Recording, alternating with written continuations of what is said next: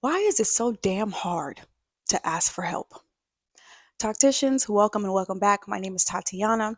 I am a passionate mental health advocate and I teach communication strategies to help you master conflict resolution. And today we are talking about all of the reasons why people don't go and get help. And then I'm going to give you 5 real world tips to help you feel more comfortable to ask for support if you're struggling with your mental health. So, stigma and shame. We have done a great deal of work in the mental health industry for people to normalize conversations around their mental health and just feel more comfortable to talk about it. However, we still have a long way to go. There's still this stigma, there's still this idea um, that having a mental health illness is shameful. So, people carry that, and that for a lot of people is a good enough reason not to go and get help. Another reason is denial and lack of awareness. We put some very awful labels on people that have mental health disorders, mental health challenges, and a lot of people do not want to be associated with that, so they sit in denial, which I wouldn't want to be called some of those names, so I completely understand. For other people, it's a lack of awareness. They have lived their entire lives this way, so they think that maybe not being able to sleep well or not being able to focus, being very emotionally kind of up and down or being emotionally volatile is normal. Because that's what it's been this entire time. So, denial and lack of awareness, low energy and low motivation. Many of the mental health disorders can be really, really debilitating, not just mentally, but on your physical body. It can really be hard to gather the energy to do simple things like get out of bed, make yourself breakfast, comb your hair. So, imagine how much more difficult it is to to get on Google and try to decipher through all of the different therapies and different types of therapies and just all of that stuff. So if a person doesn't have the energy to do the very basics, going to get help is it's another added task that they may not have the strength for. Vulnerability is another reason. We tend to see vulnerability as weakness, and most people I know do not want to be associated with that label, so people don't go and get help. And also our ideas on independence. We all want to be seen as someone with high self-esteem and someone that is competent and can do everything on their own. So when we go and ask for help, it kind of takes a jab at that self-image, and again it goes into feeling vulnerable and feeling weak. So another reason why people don't go and get help, it could just be that the person has a lack of trust. If they have opened up in the past, whether it's to a family member or a friend or maybe even somebody in my industry that's a professional, and they didn't get the response that they needed, they weren't validated, maybe they were ridiculed, they were shamed, they were ignored, it's going to be kind of hard to go and get help from there. So everything that I just said and a million other reasons um, are there where people choose not to go and get help. Now, it's not for us as the support people, it's not for us as the people who care to judge them and to say, well, they should do better. It's not about that. I just want to make sure that I educate you so that you know why people don't go and get help.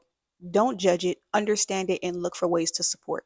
Now, for the people who have maybe been struggling with your mental health, you feel like something is off, or like you know you're struggling, you know that you need to get some help, but you're just having a really hard time taking that next step to go and get help. I'm going to give you a few tips to help you overcome those feelings of shame and fear so that you can get the help you need to live a much better, happier, well-balanced life.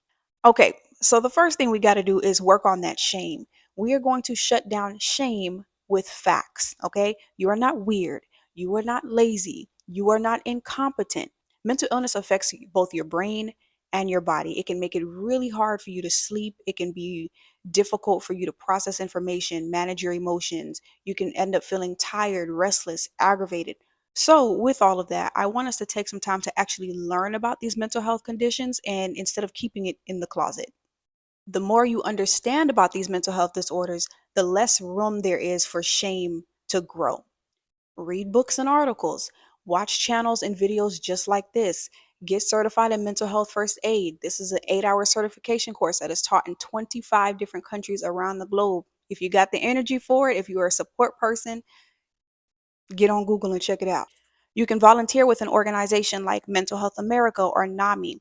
And the more you immerse yourself in this information about mental health disorders, you're going to start to see just how common this is, okay?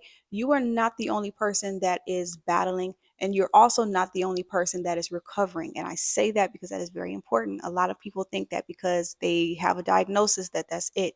That is not the case. You can absolutely recover and live a full, well life. You will know that the more that you educate yourself. One quick way to do that, I actually made a video on common mental health myths. Okay, so you can start there. My second tip, I want us to treat our mental health appointments like we do any other appointment. You get your nails done, you get your hair done, you get your car fixed, you go to the doctor. You don't feel any shame about those appointments, right? Of course not, because these appointments are a part of our regular maintenance, our regular self care. I want us to start thinking about these mental health appointments the very same way.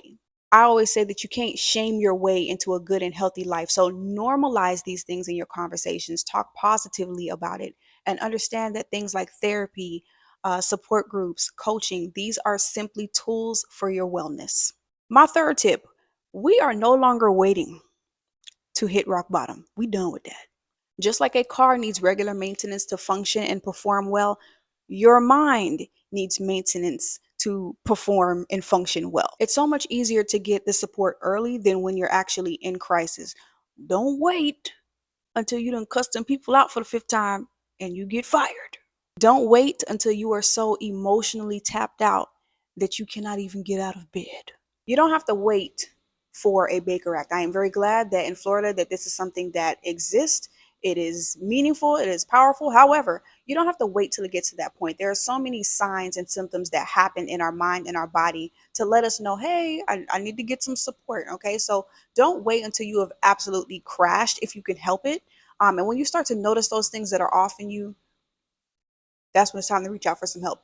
Weekly, monthly, quarterly, yearly, some kind of check in with a therapist, a professional, a coach, just to make sure that you're doing well. Okay? Don't wait till we hit rock bottom. We're not doing that. Getting help now helps you to stay grounded later. Okay? So look at it as an investment.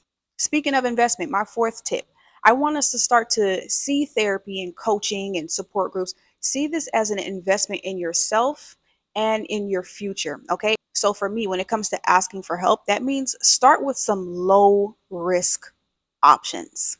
Maybe you had bad experiences opening up to family and friends. Maybe they weren't skilled. Maybe they didn't have the emotional capacity. Maybe that counselor was having a bad day. They just weren't a good fit. Lots and lots of reasons. I don't want us to get so stuck in that because there are a world of people that are well qualified that want to help. And if you're not quite ready to open up to a therapist, that's okay. In Florida, we have something called Warm Lines, WARM. And basically, it's a peer support line that you can call, not to get therapy, but just to talk and just to express yourself. I'll make sure that I put that information in the description as well. See, low risk. I also have a video on some mental health resources, so feel free to check that out as well. And my fifth tip, you are not a burden. The fear of being a burden is common, but it is false. You deserve to get help. You deserve support. You deserve to live a happy, healthy, well functioning life. You may have had an experience where somebody made you feel like you don't deserve support. You may have had an experience where you open up and people turn their backs on you. But guess what? That's not everybody. The right people are going to feel honored and blessed that you chose to open up to them and trust them with that information. So let people show up for you. You are more than worthy of that support and that love. So here is what we're doing moving forward. We're taking the time to learn about mental health and mental health disorders so we can silence that shame with facts. We'll begin to treat our mental health appointments just like any other appointment.